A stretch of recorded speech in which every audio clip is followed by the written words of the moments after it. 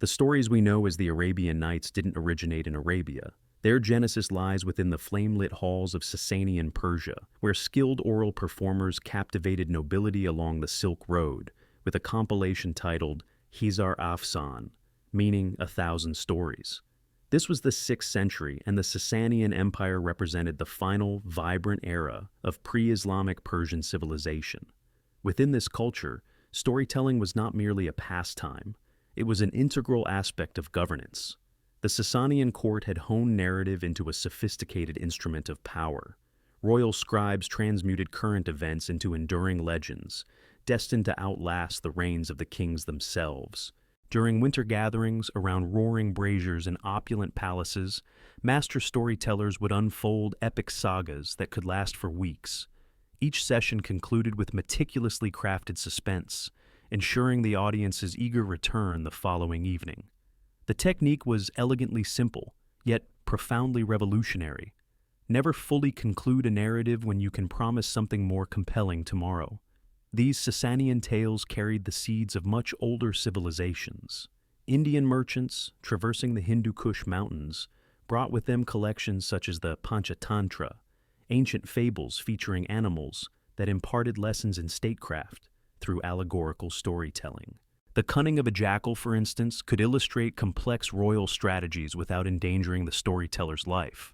The Indians had mastered a crucial storytelling innovation: nested narratives, stories within stories, arranged like matryoshka dolls, creating infinite narrative loops that could, in theory, continue endlessly. From Mesopotamia, even more ancient currents flowed into this evolving tradition.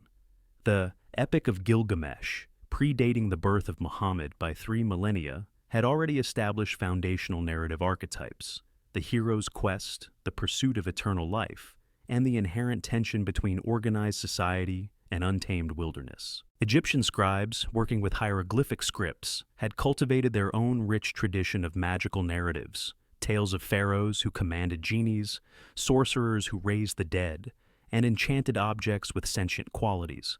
Then came the seismic shift of Islamic expansion. Within a century of the Prophet Muhammad's passing, Arab armies had surged from Spain to the borders of India, forging an empire that dwarfed that of Rome. However, unlike many previous conquerors, the Arabs demonstrated a remarkable capacity for cultural assimilation rather than destruction. In conquered Persia, they readily embraced the Sasanian tradition of storytelling. From India, they translated local fables. In Egypt and Mesopotamia, they preserved ancient knowledge rather than eradicating it. The Abbasid Caliphate, established in the year 750, systematized this cultural amalgamation. The newly founded capital, Baghdad, rapidly ascended to become the largest city globally within mere decades. It blossomed into a cosmopolitan hub where Persian fire worshippers engaged in theological debates with Jewish rabbis, where Christian monks translated Greek philosophical texts for Muslim scholars, and where Indian mathematicians instructed European traders in the use of Arabic numerals. Caliph Harun al-Rashid established the House of Wisdom, an institution that would prove pivotal to our narrative. This establishment served as a multifaceted center, part library, part translation academy, and part research institute. Teams of scholars diligently worked to translate every significant text they could procure from Persian, Sanskrit, Greek, Syriac, and Hebrew into the Arabic language. Their endeavor was more than mere preservation. It was the creation of a common linguistic foundation for the world's diverse stories. This translation movement underscored the civilization's profound thirst for knowledge, irrespective of its origin. Court chronicles from Persia, Indian philosophical dialogues, Greek scientific treatises, and Jewish mystical texts all found their way into Arabic, subsequently disseminating throughout the broader Islamic world. For the first time in recorded history, the accumulated wisdom traditions of multiple civilizations became readily accessible within a single linguistic framework. Trade routes acted as accelerators for this cultural exchange. The Silk Road transported not only silk and spices, but also narratives. A merchant hailing from Samarkand might recount a Persian tale in Damascus, where Egyptian traders would carry it onward to Cairo. From there, it might be rendered into Arabic, eventually reaching Cordoba in Muslim Spain. An ancient Indian legend about a magical flying steed initially documented in Sanskrit, passed through Persian courts, was conveyed by merchants to Baghdad, and ultimately transformed into the ebony horse featured in our compilation. By the 9th century, Arabic had become the lingua franca of scholarship from Spain to India. This linguistic uniformity fostered the emergence of the first truly international marketplace for narrative. Tales that achieved success in one region of the Muslim world rapidly circulated to all others, fostering a demand for narratives that resonated across diverse cultural landscapes. In this fertile environment, professional storytellers naturally flourished. In coffee houses and bustling bazaars, individuals earned their livelihoods by captivating audiences with their performances. These were not simply entertainers. They served as custodians of cultural memory, purveyors of moral instruction, and practitioners of psychological healing. A master storyteller could elicit laughter, tears, and profound contemplation within the span of a single evening. These narrators developed sophisticated techniques. An episodic structure offered flexibility, allowing narratives to be expanded or condensed based on audience reception. They mastered the art of the cliffhanger, ensuring the audience's return. Most crucially, they perfected the frame tale, a narrative that encompassed other narratives, providing cohesion and meaning to what might otherwise be disparate collections. The frame tale also offered a degree of protection. Controversial or subversive tales could be presented if embedded within morally acceptable contexts. Sasanian narrators had pioneered this technique, but their Arab counterparts elevated it, crafting nested structures that could, in theory, extend infinitely. From this rich confluence of influences emerged the compilation we now recognize as the Arabian Nights, its crystallization occurring sometime between the 8th and 10th centuries. While its precise origins remain enigmatic, its cultural DNA can be traced through these converging streams: the courtly literature of Persia, the wisdom traditions of India, the mythologies of Mesopotamia, the magical lore of Egypt, and the ethical discourse of Islam. The deliberate choice of a female storyteller as the central protagonist was revolutionary. In a literary landscape where women typically served as mere rewards or obstacles, Scheherazade emerged as the ultimate narrator, capable of commanding a king's attention solely through her voice. This was more than mere entertainment. It represented a radical reevaluation of power dynamics within human relationships. As tales began to coalesce around this central frame, they attracted further narratives like a lodestone. Local folk tales, courtly anecdotes, religious parables, and the adventures of merchants all found their way into the burgeoning cycle. The collection became a living entity, constantly expanding as new storytellers contributed their voices. The Sasanian narrators who first conceptualized the thousand-tale format grasped a profound truth. Narrative is boundless. The human appetite for stories is inexhaustible, and the right story, delivered at the opportune moment, possesses the power to transform minds and hearts. They devised techniques for serial storytelling that would endure the fall of their empire and find new vitality within Islamic civilization. The translation initiatives undertaken by the House of Wisdom did more than simply preserve ancient texts. They created a repository of human experience from which any storyteller could draw. A narrator in 9th century Baghdad had access to wisdom traditions spanning continents and millennia. Persian epics, Indian fables, Greek myths, Mesopotamian legends, and Egyptian magic were all available in Arabic, ready to be woven into new tapestries of narrative. The extensive trade networks that connected this vast Islamic world provided unprecedented opportunities for the exchange of stories. Tales tested in the coffee houses of Damascus could reach the bazaars of Cairo within months. Successful narrative innovations spread with remarkable speed. The most accomplished storytellers achieved celebrity status, their techniques emulated across the empire. This was the milieu that gave birth to the Arabian Nights, a civilization confident enough to embrace influences from any source, sophisticated enough to synthesize them into something novel, and prosperous enough to support professional artists who refined these creations. It was a culture that understood stories not just as entertainment, but as instruments for education, persuasion, and profound personal transformation. The techniques perfected during this golden age, serial narration, embedded stories, cliffhanger endings, and the overarching frame tale, would profoundly influence world literature for centuries to come. Yet, their most exquisite expression would be found in the voice of a single fictional woman who understood that the right story, told at precisely the right moment, could be the very difference between life and death. When Scheherazade entered King Shahryar's chamber, carrying with her the accumulated wisdom of ages, she brought more than just her own sharp intellect. She carried the narrative artistry of the Sasanians, the moral insights of India, the mythic power of Mesopotamia, and the ethical understanding of Islam. She was poised to unleash humanity's most refined arsenal in an ultimate confrontation. To mend a murderer's heart through the power of the perfect tale, night after night, for 1,000 nights. And then, one fateful day, Shahryar discovered his wife's infidelity on what should have been the pinnacle of his reign. Returning unexpectedly from a military campaign against rebellious tribes on the Persian frontier, he stumbled upon her in the palace gardens, entwined with a kitchen slave. It was not a stolen moment of passion, but a brazen daylight embrace, occurring while the ruler himself was engaged in defending his kingdom's honor. This revelation did more than wound him. It shattered his fundamental understanding of loyalty, honor, and the very nature of humanity.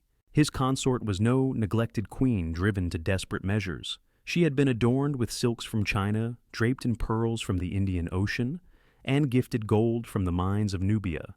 Her chambers rivaled those of Byzantine empresses, and she commanded a retinue of dozens of servants, enjoying freedoms that most women of her era could only dream of. Yet, she had chosen a man whose life was spent on kitchen straw, and whose sustenance consisted of table scraps. The betrayal was not merely personal. It represented a complete negation of everything the ruler held true regarding justice, reward, and the natural order of things. In his incandescent rage, Shahryar not only ordered the execution of his wife and her lover, but also decreed their public torture, their screams echoing through the palace courtyards as a stark warning to any who might dare to question royal authority. However, the agony inflicted could not erase the image seared into his memory, nor could it mend the fractures within his soul. If his own queen, elevated above all others in the kingdom, had betrayed him with the most lowly of men, then, in his distorted logic, all women were inherently deceitful. His reasoning was brutal, yet to his wounded mind it was irrefutable. From this twisted perspective emerged a chillingly systematic solution. Each evening he selected a virgin from his kingdom, someone young enough, he reasoned, to be uncorrupted by prior relationships, beautiful enough, he felt, to warrant royal attention, and pure enough, in his estimation, to embody the theoretical pinnacle of feminine virtue. At dawn, he had her executed, thereby preventing her from revealing her inevitable, treacherous nature.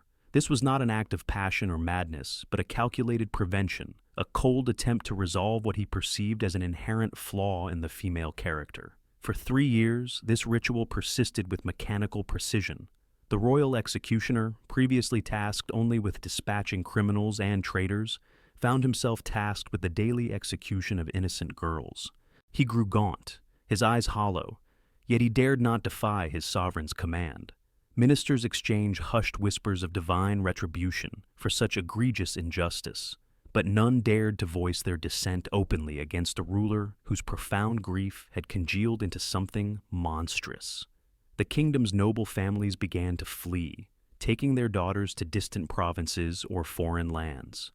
The vizier, the architect of this horror by virtue of his duty to procure the brides, watched his own soul disintegrate with each name he submitted. As the sovereign's chief minister and most trusted confidant, the responsibility of maintaining the supply of victims fell squarely upon his shoulders. Each family he approached meant another household plunged into anguish, another young life extinguished before dawn. The moral burden of enabling this systematic murder became unbearable. Yet, to refuse the monarch meant certain death for his entire household, including his own daughters. The vizier had served 3 rulers, surviving palace coups, foreign invasions, and periods of religious upheaval. He understood the intricacies of political survival and the delicate art of managing royal temperaments. However, this situation transcended ordinary court intrigue. His master had transformed into something unprecedented, a leader whose personal anguish had metastasized into state policy, whose individual trauma had become the collective nightmare of the entire kingdom. Traditional methods of counsel and influence proved utterly useless against such entrenched grief. It was into this seemingly hopeless scenario that the vizier's eldest daughter stepped forward. At 25 years of age, she was beyond the typical marriageable age in her culture. However, her father had indulged her unusual passion for learning. She had studied in the renowned libraries of Baghdad, mastering not only Arabic literature, but also Persian poetry, Indian philosophy, Greek science, and Jewish mysticism. More significantly, she had absorbed the narrative traditions of a dozen different cultures, understanding story not merely as entertainment, but as a potent vehicle for human transformation. Her education was exceptional, even by the standards of her privileged class. While most noble daughters were instructed in music, embroidery, and domestic management, she had persuaded her father to engage the same esteemed tutors who educated princes. She could recite the entire Quran from memory, engage in spirited discussions on Aristotelian logic with court philosophers, and navigate the complex genealogies of Arab tribal poetry. However, her true mastery lay in comprehending the psychological impact of stories, how the right narrative, delivered at the opportune moment, could profoundly alter hearts and reshape souls. When the vizier's daughter announced her intention to marry the monarch, her father's reaction was immediate and filled with desperate apprehension. He had witnessed her intellectual development into one of the kingdom's most accomplished women. Now, she proposed to sacrifice her life in what appeared to be a meticulously planned suicide. No amount of cleverness had saved the preceding wives. Intelligence held no sway with a ruler who had ceased to perceive his brides as fully human beings. The vizier pleaded, threatened, and implored, but her resolve remained unyielding. She had, however, studied the sovereign's pattern of behavior with the analytical precision of a military strategist. She understood that his profound wound was not truly about female betrayal, but about his fundamental inability to recognize women as complete individuals. Each of his wives had been reduced to an object in his mind, a possession to be discarded upon disappointment. The previous brides had faced their fates as victims, either pleading for mercy or railing against the injustice of their situation. None had attempted to make the ruler perceive them as whole persons, deserving of genuine consideration. Yet her strategy demanded meticulous preparation and the crucial involvement of an accomplice. Her younger sister, Dunyazad, though only 16, possessed the intelligence and courage necessary for what amounted to a palace coup orchestrated through narrative. The plan they devised together was intricate, fraught with peril, and entirely unprecedented. They intended to leverage the accumulated narrative wisdom of world literature to wage psychological warfare against a sovereign whose heart had hardened into stone. The sisters spent weeks meticulously rehearsing their roles. Dunyazad practiced her timing, learning to arrive at the chamber door at the precise moment, after the monarch had concluded his ritual with his new bride, but before he succumbed to sleep. Her request had to sound spontaneous, yet never desperate. "Sister, recount one of those wonderful tales you know, to help me through this sleepless night." Most importantly, Dunyazad had to genuinely project love and concern for her sister, as the ruler's capacity for detecting deceit had been sharpened by years of courtly intrigue. This was not improvisation. It was psychological warfare executed with the highest degree of sophistication. Dunyazad's presence fundamentally altered the dynamic. It was no longer a sovereign alone with a disposable wife awaiting dawn and another execution. Now, family bonds, relationships that held genuine significance, and individuals who truly cared for one another were present. The sisters' evident affection for the storyteller compelled the monarch to confront her humanity in a way he had systematically avoided with his previous consorts. The transformation of the physical space was equally critical. The royal bedchamber, which had become a site of mechanical coupling, followed by the patient wait for execution, was transmuted into a place where stories unfolded, where imagination could take flight, and where the human capacity for wonder might reawaken. The elder sister understood that environment shapes consciousness, and she intended to completely reshape the psychological landscape of those midnight hours. The inaugural evening commenced as all the others had for the preceding 3 years. Shahryar indulged in his pleasure with dutiful efficiency, then reclined, anticipating the dawn and the familiar ritual of execution. His mind had grown accustomed to these hours, existing not in sleep, but not truly awake either, a state of suspended anticipation that had supplanted any capacity for genuine rest or peace. Then, a soft knock echoed at the chamber door. Dunyazad's voice requested permission to enter, followed by her sister's carefully modulated response. "Come, beloved sister. I shall gladly tell you a tale to ease your restlessness, should our Lord the Sovereign permit such humble entertainment." The words were deferential, yet they contained multiple layers of psychological manipulation. The storyteller acknowledged royal authority, while simultaneously positioning herself as someone who provided solace to others, someone whose absence would be genuinely mourned. Her voice that first evening was unlike anything the monarch had encountered in 3 years of brides. She did not beg for her life or curse her fate. She did not attempt seduction or pledge loyalty.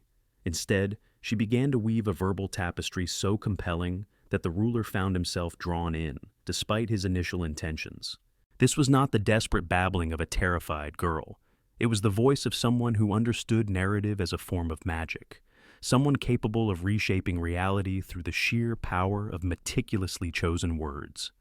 The tale she selected for that pivotal first evening revealed her sophisticated grasp of both psychology and literature. The Merchant and the Jinni was not chosen at random from her vast repertoire. It was a meticulously constructed argument concerning justice, mercy, and the perils of making absolute judgments, all disguised within an entertaining narrative. A merchant traversing the desert carelessly discards date pits after a meal, accidentally striking and killing the invisible son of a formidable Jinni. The Jinni materializes in a fury, demanding the merchant's life in retribution for what was clearly an unintentional act. The parallels to the sovereign's situation were unmistakable, yet never explicitly stated. Both the Jinni and the ruler were dispensing harsh justice for perceived transgressions. Both had allowed their pain to transform them into instruments of arbitrary vengeance. Both had lost the ability to distinguish between intentional malice and accidental harm. The merchant in the story, much like the young women the monarch had been executing, was fundamentally innocent of malicious intent, yet faced death due to another's inability to process grief constructively. However, her genius lay not solely in the thematic content of the tale, but in its intricate narrative structure. The merchant's predicament encompassed 3 additional stories, told by mysterious elderly men who materialized in the desert. Each offered to absolve 1/3 of the merchant's blood debt in exchange for recounting their own wondrous tales. This arrangement created a nested structure that demonstrated several critical principles: that stories possessed intrinsic value, that narrative could be exchanged for life itself, and that the act of storytelling forged bonds between the teller and the audience that transcended mere entertainment. As dawn approached and the narrative reached its climax, with the first old man commencing his tale of transformation and enchantment, the storyteller paused. "I shall continue with this wonder," she stated, "but I see that morning has arrived, and I fear to weary our Lord with overly prolonged speech." Her words were humble, but their effect was anything but submissive. For the first time in 3 years, the sovereign was confronted with a decision more profound than his relentless cruelty. Should he extinguish her existence immediately, forever losing the chance to witness the unfolding of her tale, or grant her another day's reprieve to sate his curiosity? That singular moment of indecision was precisely what she had staked everything upon. The fracture in the ruler's unyielding resolve for systematic retribution was minuscule, yet it sufficed. She had managed to prove that within this world, the art of storytelling held a sway more potent than his consuming wrath. The narrative had carved out a space, allowing a flicker of his lost humanity to resurface, a fleeting glimpse of the man he was before his consort's betrayal. The profound psychological astuteness of her strategy becomes evident when one grasps her ultimate objective. Each night, she meticulously crafted a temporary haven where the sovereign's wounded spirit could undergo incremental healing. While engrossed in her captivating accounts, he momentarily shed the mantle of the tyrannical executioner and simply became a man captivated by extraordinary stories. This gradual metamorphosis was not the product of magic. It stemmed from sustained exposure to narratives that challenged his deeply ingrained assumptions about humanity, justice, and the potential for eventual redemption. Dunyazad's part proved equally indispensable to the success of this groundbreaking endeavor. Night after night, she faithfully returned, requesting another narrative, and each occasion, her palpable affection for her sister compelled the monarch to contemplate the very destruction he was orchestrating. A man might carelessly discard a nameless possession without a second thought. However, to annihilate someone who was genuinely cherished, someone whose demise would inflict genuine sorrow upon another sentient being, demanded a callousness that even the ruler's deeply wounded heart found difficult to sustain. The narrative framework, the very structure the storyteller employed, was itself a sophisticated form of psychological manipulation. By weaving stories within stories, she constructed intricate narrative loops that were virtually inescapable on a mental level. Just as one tale seemed to approach its conclusion, another would commence, each linked to the preceding one through character connections, thematic echoes, or an insatiable curiosity about how events would ultimately transpire. The sovereign found himself ensnared, not by physical restraints, but by his own escalating desire to comprehend, to learn, and to experience the satisfaction of narrative completion. The specific stories she selected revealed a profound understanding of male psychology and the particular scars that had shaped the monarch's character. She eschewed didactic pronouncements on feminine virtue or masculine cruelty. Instead, she presented tales where resourceful characters, both male and female, surmounted insurmountable challenges through sheer wit rather than brute force, where clemency proved more effective than retribution, and where comprehending human complexity yielded superior outcomes compared to rigid moral judgments. She imparted wisdom through illustration rather than direct argument, allowing the ruler to derive his own insights from carefully curated examples. As the evenings accumulated, transitioning from weeks into months, the transformation began to accelerate. The sovereign, who had once viewed women as inherently deceitful, began to encounter female characters of exceptional intellect, unwavering loyalty, and profound moral fortitude within the storyteller's repertoire. The man who believed that severe justice was the sole effective response to human frailty encountered narrative after narrative where compassion and understanding achieved more favorable results than punishment and vengeance. Most significantly, the ruler, who had lost the capacity to perceive his subjects as fully human, gradually rediscovered the essence of caring for individual lives and their unique stories. Her tenacity was as remarkable as her intellect. Evening after evening, for months stretching into years, she had to maintain a precarious balance, demonstrating creativity, captivating engagement, and strategic caution. A dull narrative could prove fatal, but so could a story that challenged the monarch too directly or moved too swiftly towards conclusions for which he was not psychologically prepared. She navigated an intellectual and emotional tightrope, employing every technique that world literature had developed to sustain a perfect equilibrium between entertainment and enlightenment. The narratives she chose were not random selections from folklore. They were meticulously chosen psychological interventions, each designed to address specific facets of the ruler's damaged psyche. When the sovereign exhibited a particularly harsh or rigid demeanor, she presented tales where mercy was rewarded and inflexibility was punished. When his misogyny surfaced, she introduced female characters of such undeniable virtue and intelligence that to dismiss them would require deliberate ignorance.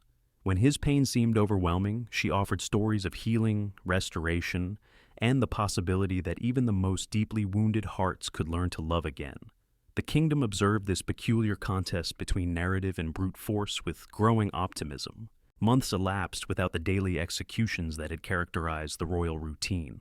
Families began to return with their daughters from distant provinces and foreign exile. The royal court, once a place of apprehension and hushed conversations, slowly rediscovered the ability to laugh, to hope, and to believe in the possibility of justice and compassion.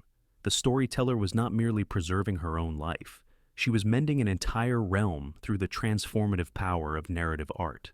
By the close of the second year, something unprecedented was occurring within the royal bedchamber. The monarch began posing questions about the stories, engaging with their underlying themes, and discussing their moral implications with genuine curiosity rather than guarded suspicion. The man who had once dismissed literature as frivolous entertainment was discovering that tales could contain more practical wisdom than philosophical treatises. more essential truths than historical accounts, and more healing potency than any medicine or religious doctrine. The relationship between the storyteller and her audience had evolved into something neither participant had initially anticipated. She had commenced as a desperate woman, wielding her sole weapon against systematic slaughter. He had begun as a broken ruler, seeking momentary respite from unbearable anguish. Yet, gradually, incrementally, they had transformed into collaborators, exploring the depths of human nature through the prism of the world's most celebrated stories. The executioner's block remained in the palace courtyard, yet its shadow diminished with each passing evening, each completed narrative, each moment of genuine connection between two souls who had discovered an unexpected commonality within the realm of imagination. The executioner's axe had grown blunt from disuse. For the first time in 3 years, the royal blacksmith was not required to sharpen it daily. Word circulated through Baghdad's labyrinthine streets that something extraordinary was transpiring. The vizier's daughter had survived not merely one dawn, but scores of them. Children who had never heard their mothers sing lullabies, paralyzed by the fear that any expression of joy might attract the sovereign's fatal attention, began to whisper their own stories.